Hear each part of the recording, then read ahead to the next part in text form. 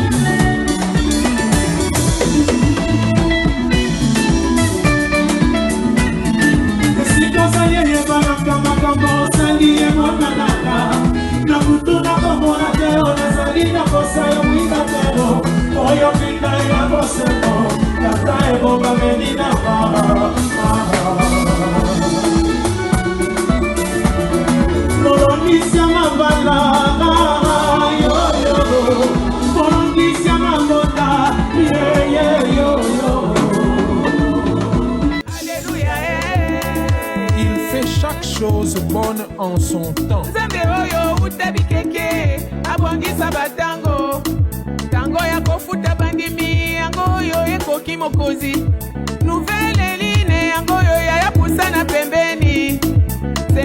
Oui, bien-aimés, frères et sœurs dans le Seigneur Jésus, voici moi le vôtre frère, pasteur, prophète Emmanuel Dodi. Je me présente devant vous pour vous inviter, en soi c'est le Seigneur qui vous invite par mon truchement. Ici, je suis venu vous dire que dimanche le 10, il y a un événement mensuel. Cet événement est sacré, cet événement est glorieux. En soi, c'est une prière spéciale qui se passe chaque mois. Pour ce mois, bien sûr, le mois d'août, ça tombe en certain le 10. Et donc, quand cette prière arrive, cette prière a comme objectif de résoudre presque tous les problèmes qu'a les enfants de Dieu.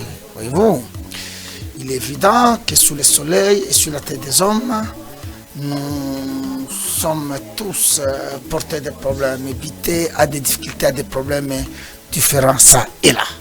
Or, il est dit, venez à moi, vous tous qui êtes fatigués et chargés, je vous donnerai du repos. Et il est dit ailleurs que ne vous inquiétez de rien, mais en toute chose, faites connaître vos besoins à Dieu par des prières, des supplications, y compris les actions de grâce.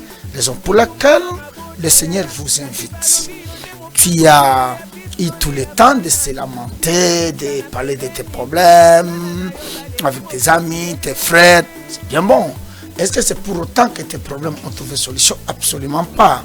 Maintenant, voilà la voie par excellence, les moments favorables que le Seigneur nous invite pour venir présenter je dis bien, tous ces problèmes devant lui pour qu'il trouve solution à tous ces problèmes.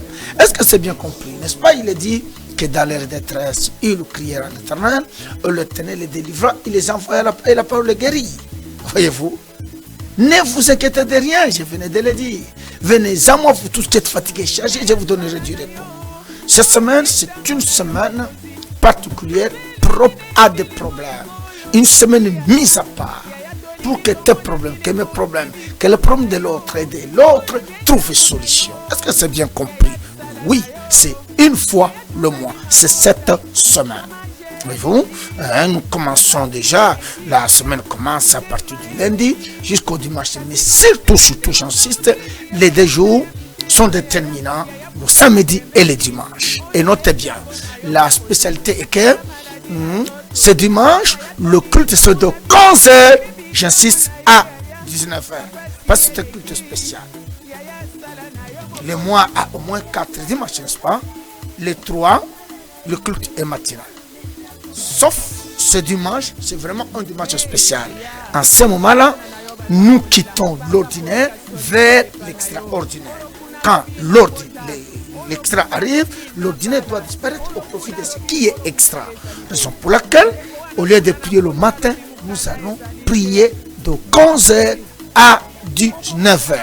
Là, il y a le témoignage, il y a les opérations, il y a des choses qui se passent, qui se font d'une manière rocambolesque. Viens, Dieu t'appelle. Dieu t'étend sa main par mon canal. C'est pas moi qui t'appelle, c'est Dieu.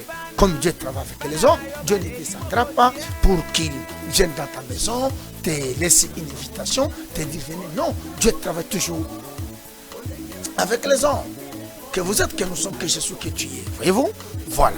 Est-ce que c'est bien compris? C'est dimanche. Mais toute la semaine, de mardi jusqu'à dimanche, nous sommes vraiment en pleine prière. Ok? Si jamais vous êtes libre, commencez avec vous. Si il arrive que tu aies un peu de petits problèmes ça et là, mais au moins samedi, de 16h30 à 20h et dimanche, j'insiste, de 15h à 19h. Il y a des choses qui se passent. Est-ce que c'est bien compris? C'est ce que les autres ont appelé, c'est un miracle qu'il te... C'est pas, hein, chaque église a sa façon de faire les choses. Pour nous, c'est vraiment un culte spécial. Tout est dit. C'est vraiment un culte bénédiction. Dans la bénédiction, il y a tout. N'est-ce pas? Il est dit que c'est la bénédiction de l'Éternel enrichie. Et celle-ci nous accompagne d'aucun chagrin. Dans la bénédiction, il y a la victoire. Dans la bénédiction, il y a la consolation.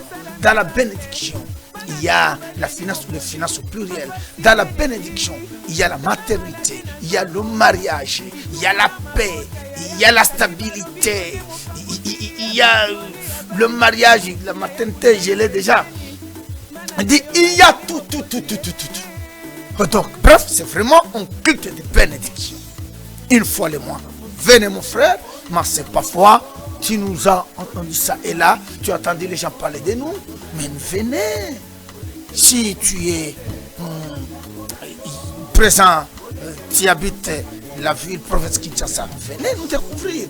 Que de nous écouter de loin. Non.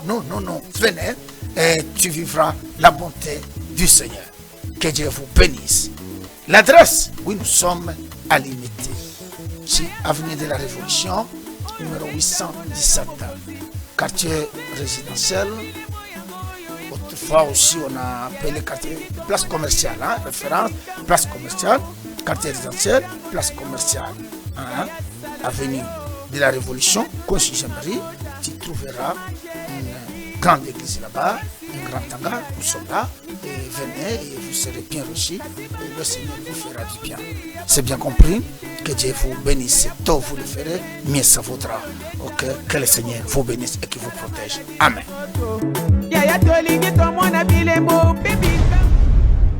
Nalobaki vendredi mutu musuto sengeli ko pambola se Sandra Lina. Boye.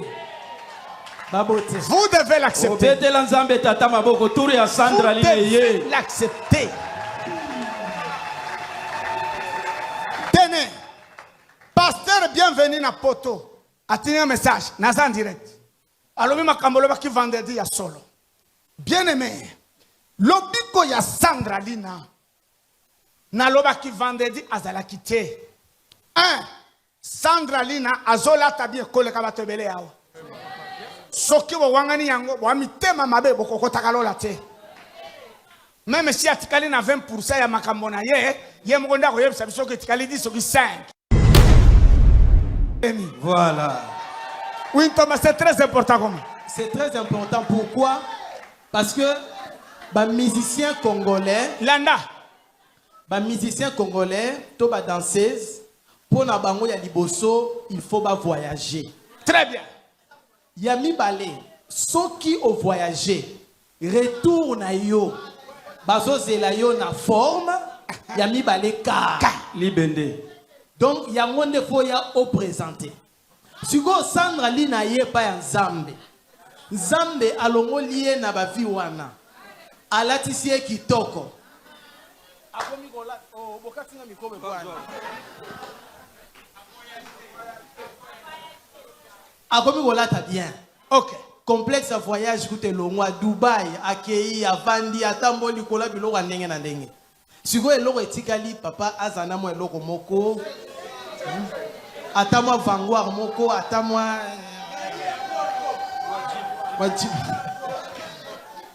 et ça la moi wana Sandra Line et ça allait bien Donc moi, vanguard c'est combien? Vanguard c'est dans les 12 000 papa. Ce fait. Amen. Et les jours vont trancher. Amen. Omoni mutulo la Sandra Lina. Top ça y est mutuka. Oh yeah. Je vous dis ceci. Namonde kuna Nzambe azuiye. Nyuso azoloba bandi manano te. Lelo soki ba moniye na ka. Sino ba kinwa nde Nzambe asali. C'est ce que vous oubliez.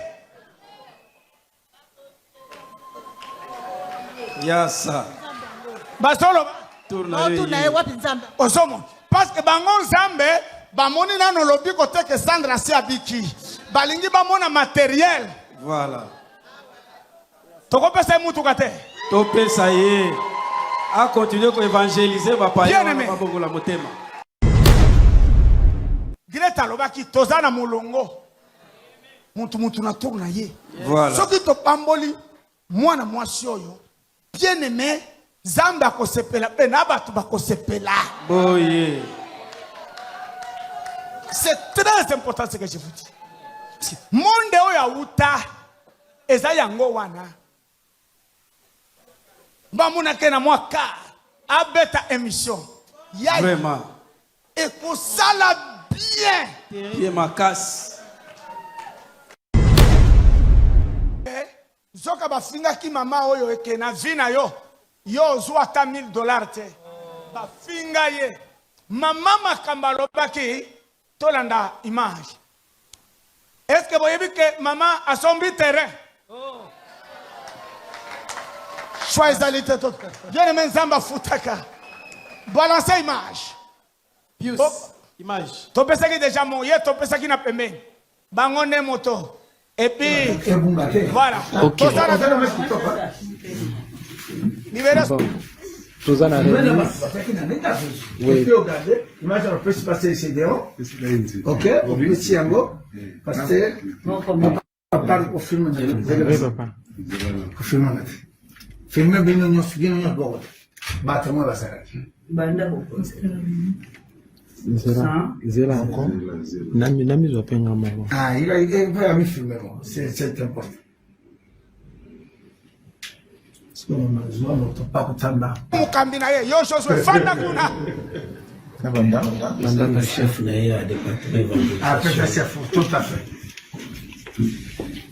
Oui maman. Toto pesa yo. Tu peux prendre mes son sakoli alobaki yango publiquement. Awa ba paka fandi. Je pense que yango ezana ba pasteur ba fandi ba ancien église Bafandi, je pense que ça m'a cambié à combattre maté tout kendaki gauche à droite kaka monta oyo ndenge balaka kiyo yango kokisa il a dit et il a fait to compter yango publiquement papa kabazali awa 100 200 300 4 5 6 7 8, 9, 10, 11, 12, 13, 14, 15. Madame Pena donc billet $100 on est bien. liloba ya koloba koyebisa bafranchi nyonso bazolanda yo ke oyo prophète alakaki dimanche wapesi yo loba soki oza na yo. napamboli nzambe tata oyo atinda biso mosakoli prophète Emmanuel Dodi naye na église oyo nandima te que un jour ngai nakoki kosima mbongo na vie na nga d'ailleurs nasima nano mbongo oyo te nayebi yango mpe te nayebi yango te nasimba te nakokaki kolota mpe te que un jour nga na osima mbongo mais nayebi liloba moko un mois passé outi koyebisa ngai pa maleki na biso nayebisinga alobi yo ozosala fiere est ce que yo na vie na osimba ta $1000 esalaki nga pasi nga na biseigneur nga na simba $1000 naza na bana est-ce que ta Stéphie Abigail Beni bakoki kosimba $1000 te tala ndenge bafingi nga nzoka nde ezalaki afingaki nga te aprofetizaki nde mpo na nga 2 mois après nzambe tata asali kolekela mosala nasalaka nzambe tata a touché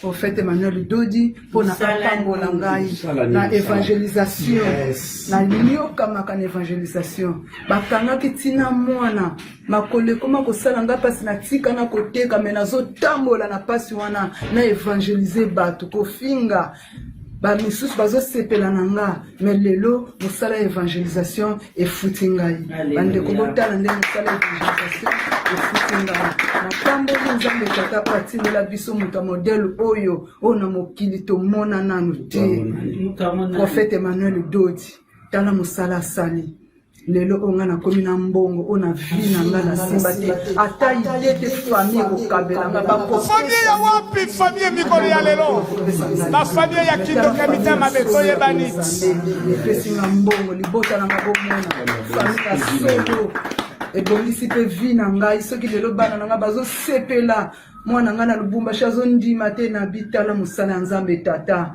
un jour nzambe oyo asaleli nga mosala malamu yango napamboli nzambe tata napesi bino merci ningoma na ngai batata na ngai bamama na ngai merci na nyonso bosali mpo na nga natondi nzambe mpo na prophète Emmanuel Dodi nzambe apambola ye lisusu ya koleka lisusu mingi na oyo nyonso ye azosala eza mosala na ye eza devoir na ye akotika te mpe azokontinue kosala tikino na suka ya bomoi na biso merci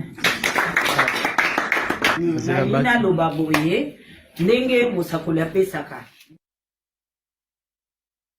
soki to alingaka kutu te asala yango ebele biso baoyo nyonso baopération bamariage ya bana apesaka alingaka liboko mosu eyeba te ozomona eza te kapesi nga mpona bima libanda abotola ngai mpo nga kuta obotola ngai te na bapapa naza mwana oyo nafi libela mpo abotolaka pipi yango nayebisi bino bato baosala makiona ya kopesa mpo bobotola antuka bolanda prophète Emmanuel Dodi merci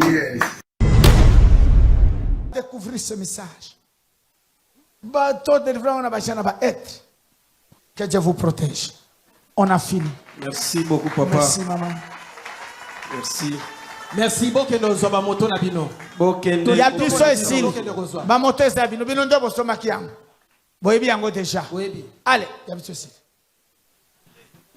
oui frère Camille to sala ni lisusu to sambe ba clé pesagas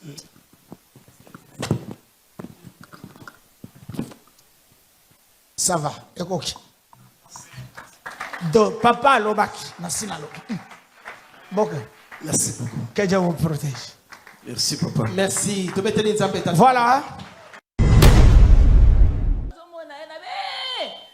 ngai pe asalela ngai na telemaki wana na kitambala na ngai loka mtu aliboma na kende ka liboso na loba bapesa nga na loba na tatola po ngai pe na nga pe na sina bénéficier soki déjà ngai oyo mutu o pe na salaki oyo babenge na français amour agapao asalelaki nga yango seke na bato avandaka na bango il faut ezala asalaka yango makasi tobeteli nkolo maboko nasepelaki makasi ozomona misala ya franchi nene nga franchi asengeli kosala meme na kati nayoki batémoignage mosusu ezali plan oyo mpe Jérémie asalela ye mpe bolamu tombolaka loboko ozomona maboko tombolaka maboko soki Jérémie afutela transport aposa geste moko boye à ton égard. Mais comment ça, moi? Boyoka, témoignage Moussoussa va tozongisa. Microcak et moi, na pasteur, bienvenue à Londres. C'est parti. Papa, nazo témoigner, moi na zama na malamu, afutela ngai. Ba photo ya baptême sanga na yeba tango basikanga nga ba photo. Donc on a yaka nazo kino futa mo ba bisinga tona ba fudiz na tuli mutu balakisanga mwana ala. Na luka baye na mona ba ete na tukana azama na malamu fe. Donc sana azaka na kati mutu. Papa, nazo témoigner, moi na zama na malamu, afutela ngai. Ba photo ya baptême sanga na yeba tango basikanga nga ba photo. Yaka nazo kino futa mo ba bisinga tona ba fudiz na tuli mutu balakisanga mwana ala. Na luka baye na mona ba ete na tukana azama na malamu fe.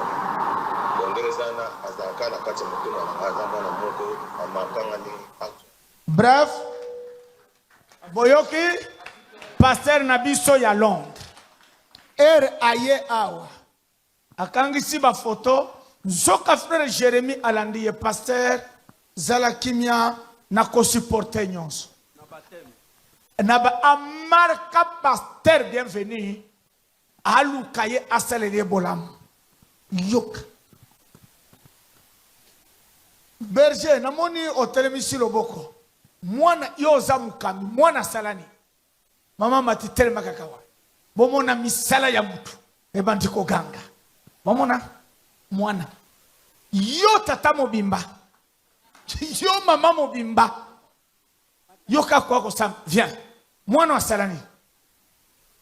Merci papa. Bisu bandegwa chango. Tosisi kilt. Nazokende. Nabimisi mbongo na futa transport. Na mona ebisinga na sima. Berger ko futa te na sina futelio. Na baloki Nathalie. Nabi merci. Dena kiti na continuer. Fantastique. Monique. Pasteur Désiré Père. Pasteur Désiré. Ah, mon vieux. Qu'est-ce qu'il y a? Misala ebandiko ganga. Ndenge kosala manalola. Nalola kosala boye. Salut papa. Oui mon pasteur. Papa ezali yako sepelisa bato te. Ezali solo mwana ezali lipambo likati na biso. Bo ezali nini? Toyeba répété. Nangonga mariage. Na sombi biloko na papa na yo po sala rapé belé. Na tozo bapona ile lome o sala pe belé. Le kambezani to sunga makinyoso mais na koma kina difficulté yake nazwa kwanga ya kolesa bato na mariage to sala aho. Papa ndenge mwana na bima na yebate. Oyo ye Jérémie. Saki ya kwanga ya boy. Saki ya kwanga. Misala ya mwana oyo ezo dépasser ba limite. Papa veste ezalaki. Mais motoko akoyeba tek na zaki na difficulté ya kosomba kwanga. Kwanga ebele ya bateke kana soki elekela kanga tina lelo. Nalola ekozala bongo misala ekokanga. Merci. Jamais mutu achaba tout d'accord avec ce garçon. Jamais.